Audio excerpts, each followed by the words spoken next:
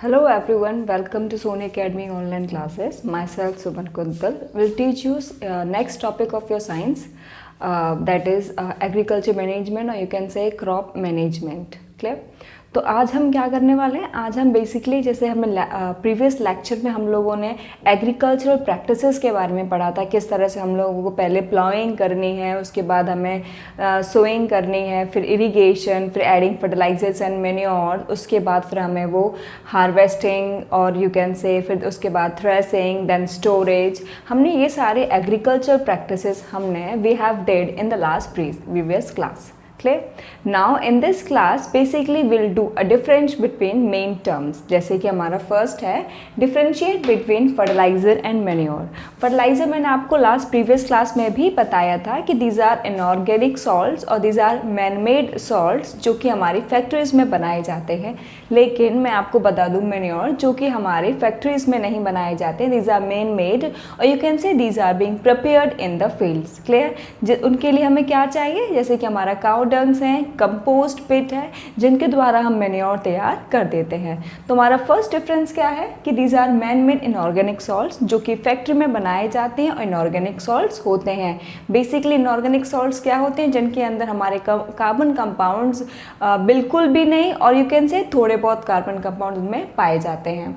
Manures क्या होते हैं, जो कि हमारे कैटल डंग्स और हमारे कंपोस्ट पिट, जैसे कि हमने कोई पिट खोदा, उसके अंदर हमने जितने भी हमारे लिविंग ऑर्गेनिजम्स के जो वेस्ट होते हैं हमने उस पिट के अंदर डिकम्पोज सड़ने के लिए उन्होंने काफ़ी टाइम रख दिया. फिर वो क्या होता है, हमारे जो माइक्रो ऑर्गेनिजम्स होते हैं उस सारे वेस्ट को दे change that into a manure form, और वो मैन्योर के फॉर्म में वो चेंज कर देते हैं. फिर हमारे पास वो मैन्योर तैयार हो जाता है और फिर हम उसको अपनी एग्रीकल्चरल फील्ड में उसके स्प्रेड करके हम अपने प्लांट्स, अपने क्रॉप्स को न्यूट्रिएंट्स हम लोगों से दे देते हैं.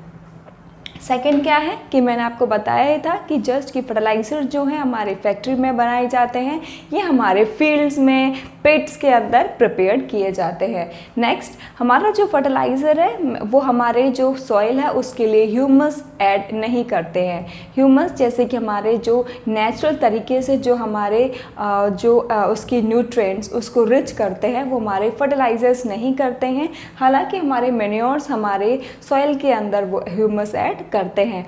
प्लस जो हमारे फर्टिलाइज़र्स हैं वो हमारे खेतों में जो हमारे माइक्रो ऑर्गेनिजम्स होते हैं उनको भी मार देते हैं, जो कि हमारे एक as a part of humus होता है.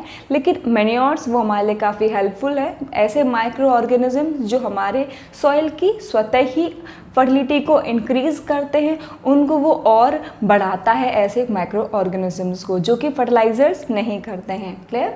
ये हमारे जो फर्टिलाइज़र्स हैं क्योंकि फैक्ट्रीज़ में बनाए जाते हैं तो ऑलरेडी वो बहुत रिच होते हैं नाइट्रोजन, फॉस्फोरस एंड पोटेशियम, जो कि हमारे बेसिक न्यूट्रिएंट्स हैं जो कि हमारे सॉइल को चाहिए होते हैं.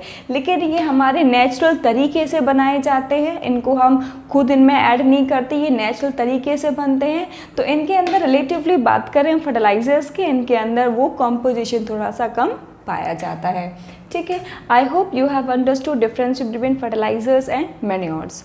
नेक्स्ट, आपका जो बहुत ही इंपॉर्टेंट डिफरेंस है, एक्चुअली ये जो डिफरेंसेस है काफ़ी इंपॉर्टेंट है, इनमें से ज़रूर एग्जाम में कोई ना कोई क्वेश्चन आता ही है. तो बेसिकली मैंने इस क्लास में आपके जो मेन डिफरेंसेस हैं उन पर मैं फोकस कर रही हूँ.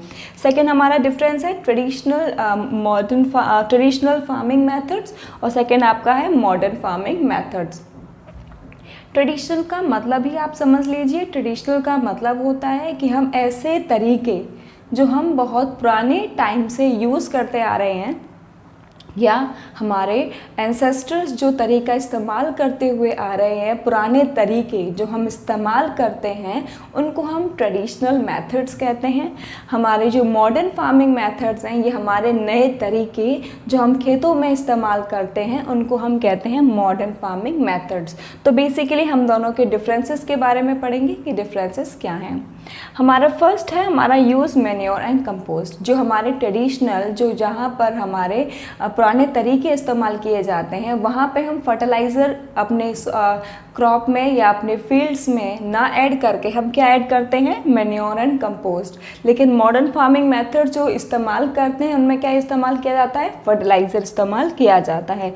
सेकंड, जहाँ पे ट्रेडिशनल तरीके होते हैं वहाँ पे वो मशीन कम से कम यूज़ करते हैं, जो हमारी मशीनरी होती है। लेकिन ट्रेडिशनल तरीकों में मेनली क्या यूज़ करते हैं, वो मैनुअली, जिसमें फार्म लेबर, ह्यूमन बीइंग का ज़्यादा यूज़ किया जाता है बजाय कि मशीन्स के। ठीक है।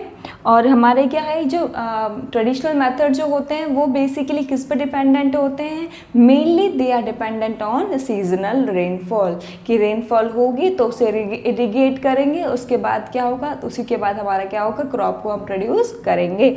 लेकिन ऐसा कुछ हमारे मॉडर्न फार्मिंग मेथड्स पे नहीं है। They use irrigation, they use well developed irrigation, they use machines like sprinklers, drip irrigation, tubewells like this. ठीक है, in the modern farming methods. Next है हमारा जो ट्रेडिशनल मेथड है, हम उसमें मेनली हम क्या यूज़ करते हैं, एनिमल्स। ठीक है, जैसे प्लाउइंग के लिए एनिमल और हल हमने इस्तेमाल कर लिया, फिर हम लोगों ने काटने के लिए या इरिगेट करने के लिए, चेन पंप के लिए, हमने पानी देने के लिए भी हमने बुल और अपनी कुएं का इस्तेमाल किया। इस तरीके से हम एनिमल्स का ज़्यादा इस्तेमाल करते हैं।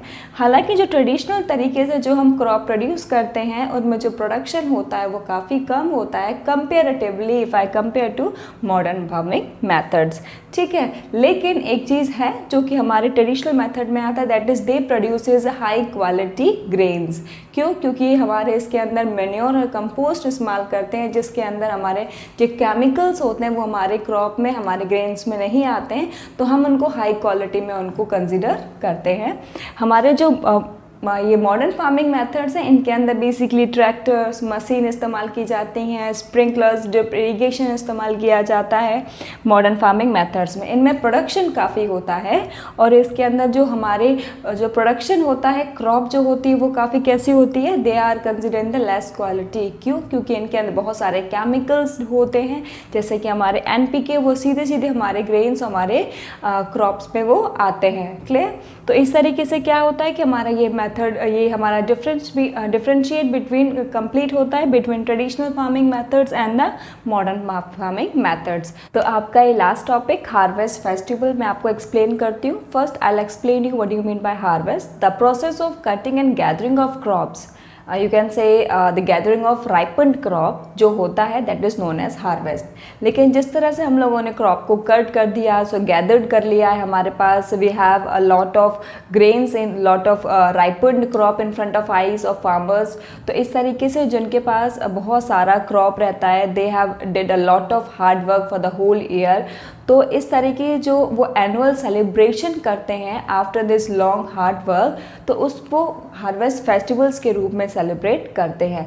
जैसे कि हमारे पास कुछ एग्जांपल्स हैं, पोंगल है, ओणम है, आपकी होली है, मकर संक्रांति है। बेसिकली हमारे हार्वेस्ट फेस्टिवल्स हैं जब हमारे पास बहुत सारी क्रॉप हमारे सामने रहती है इतना मेहनत करने के बाद, तो हमारे फार्मर्स इन फेस्टिवल्स के रूप में उस चीज़ को सेलिब्रेट करते हैं because they fill with enthusiasm and joy. I hope you have understood this class. So please keep hard working and stay at home. Good luck and goodbye.